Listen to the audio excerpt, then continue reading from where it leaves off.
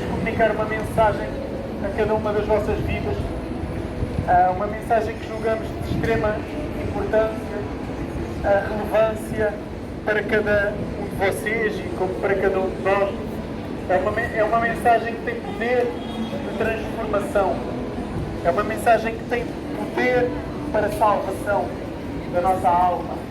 É uma mensagem que não é nossa, mas é a mensagem do Deus vivo, verdadeiro, poderoso, todo-poderoso e Criador.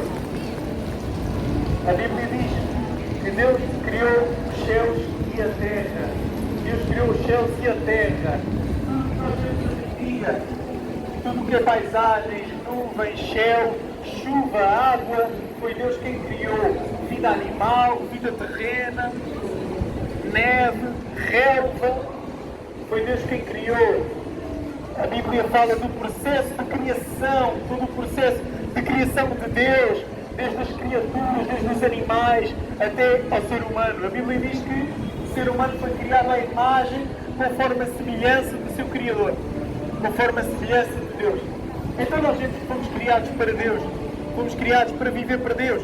E a palavra de Deus diz, nos livros da lei, a lei que Deus instituiu para nós, como seres humanos, a lei que Deus instituiu para cada um de nós, Ele diz, não terás outros deuses diante de mim, diz Deus. Não tenham outros ídolos. E quantas pessoas não adoram futebol, não adoram dinheiro, não adoram imagens, cultura, que não podem ouvir, que não podem falar, que não podem responder a orações. Quantas pessoas não se ajoelham diante de imagens, que não têm ouvidos para ouvir, não têm boca para falar. Quantas pessoas não se ajoelham diante de imagens, que não têm poder para mudar, para transformar. Mas a Bíblia diz que Deus é Espírito. A Bíblia diz que Deus é Espírito. E importa que aqueles que adorem a Deus o adorem em Espírito e em verdade. Ele diz, Ana, não tenham outros deuses diante de Deus. Não faça para vocês imagem alguma de escultura, nem semelhança do que está em cima do céu, ou embaixo da terra, ou debaixo da terra.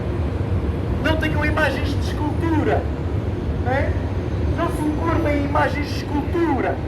Não se encurvem diante de Fátima, de Maria, de Lourdes, da Senhora. Não. Encurvem-se diante do Deus poderoso, todo-poderoso, que é o Criador dos céus e da terra. O Deus que é Espírito. A palavra diz que Deus é Espírito. E importa que aqueles que o adorem em Espírito e em verdade. Agora, nós como seres humanos, nós quebramos as leis de Deus. Quando a lei também diz não mentirás, não roubarás, não dirás falso testemunho contra o teu próximo, não adulterarás, não matarás, não invejes os outros. Todo ser humano quebrou a lei de Deus. É um problema. É um problema. Todo ser humano quebrou a lei do Criador. Quebrou a lei de Deus. E isso nos torna culpados. Isso nos torna culpados e passíveis de condenação eterna. Porque nós quebramos a lei do Criador. Esse é o nosso problema. O problema da raça humana é que nós quebramos a lei de Deus. Quando Deus diz não matarás, não roubarás, não dirás falso testemunho, nós quebramos todas as leis que Deus instituiu. E lembrem-se, nós não fomos criados para nós fomos criados para Deus, que é o nosso Criador. Nós somos criados para alguém, com um objetivo, com propósitos. A nossa vida não é só comer, dormir, escola, estudar, trabalhar e pagar as contas. Não. A vida é muito mais do que isso. Nós fomos criados para algo muito maior do que apenas juntar dinheiro, tesouros da terra, empresas, fama. O nosso objetivo de criação é muito maior. É ter um relacionamento com o nosso Criador, com Deus, que criou a água, que criou a chuva, o sol, as paisagens, que criou tudo o que existe. Esse é o nosso objetivo, de conhecer o Criador, de amar o Criador, de servir o Criador e Senhor. Glória a Deus.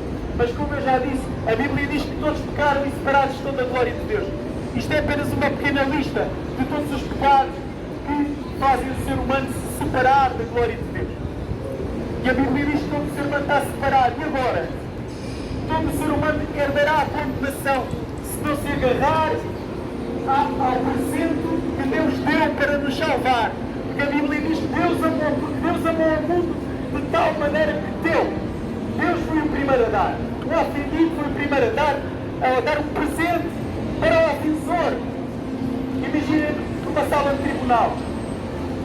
Alguém que aparece numa sala de tribunal e mata a nossa família. E mata a nossa família e rouba todos os nossos bens. O juiz não vai condenar o malfeitor. O juiz não vai condenar aquele que faz o mal. E nós estamos no lugar do réu, nós estamos no lugar do culpado, porque nós pecamos contra Deus. Porque nós pecamos contra o Criador. Nós estamos no lugar do culpado. Se o sino soar agora, se nós não tivermos o advogado perfeito que nos dá, que é Jesus Cristo, nós vamos ser condenados. A resposta, a Bíblia diz que Deus amou o mundo de tal maneira que deu o seu único filho, para que todo aquele que não querer não se perca, mas tenha a vida eterna. Deus deu o seu Filho Jesus para salvar a humanidade perdida. Deus deu o seu Filho Jesus Cristo para salvar o homem que está caído nos seus delitos e pecados. Mas somente aqueles que reconhecem o seu estado caído é que vão herdar a salvação. Somente aqueles que se digam diante de Deus dizendo: eu não posso salvar a mim próprio, eu amo a minha alma, eu não posso salvar a mim próprio, eu preciso de Jesus. Eu preciso de Jesus Cristo, que é o Salvador da humanidade.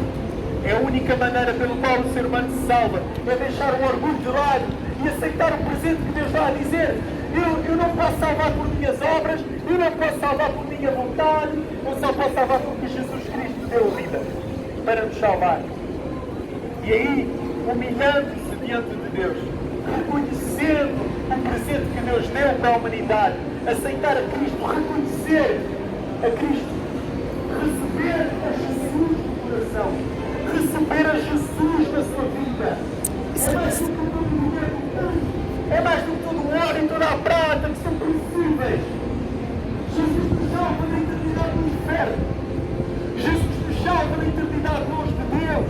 Jesus é a única porta para a salvação. A Bíblia diz que só há um caminho. A Bíblia diz que Jesus é o único caminho que nos leva a Deus e Pai. Jesus disse: eu sou a porta que leva à salvação, só tem um nome, é Jesus. Jesus disse: eu sou o caminho. Não há outro caminho fora de Jesus. Porque Ele ressuscitou dentre os mortos para nos dar a vida, para dar a vida eterna a todos quantos nele acreditam. E Ele é poderoso para transformar a sua vida. Ele é poderoso para transformar a sua história. Basta você colocar a sua confiança no Filho de Deus. Aquele que nunca conheceu pecado, aquele que nunca falhou, aquele que nunca pecou. Ele nunca pecou. Ele reúne todas as condições para ser o nosso perfeito Salvador. Porque Ele nunca falhou. O problema é que nós falhamos a toda a hora, mas Ele não. Jesus não falha. E Ele quer dar a salvação da sua alma. Porque se você morrer sem Jesus, você vai parar ao inferno. Peço desculpa afirmar, mas é o que a palavra de Deus afirma. Só Jesus pode salvar. Entregue a sua vida a Jesus Cristo. Ele é o Cordeiro de Deus que tira o pecado do mundo. Não são oblações, não é preciso ir a sacrifícios a Fátima, caminhadas a Fátima. Não é isso, é Jesus. Basta acreditar no sacrifício do Filho de Deus, do seu sangue que foi derramado na cruz por nós. E aí você será salvo. E aí você terá uma nova vida em Cristo. E aí começará a caminhar com Deus. Aí começará a caminhar com Deus. E o seu nome estará escrito no livro da vida do Cordeiro. E aí quando Ele chamar o seu nome, você vai dizer isto aqui. Porque a justiça de Jesus estará na sua vida. Basta você acreditar no Filho de Deus. Basta você acreditar em Jesus, entregar a sua vida a Jesus, humilhar-se diante de Jesus, pedir perdão: Senhor, eu peco contra ti, perdoa o meu pecado, limpa-me, Senhor, lava-me do meu pecado e purifica-me da minha maldade. Tenham um resto de tarde. Obrigado. You never ever gonna leave me straight, yo Lord. Oh my God, Lord, oh have your way, yo Lord. Prince of Peace, God, just what I need. Prince of Peace, God, I need your love, hey. Holy Spirit.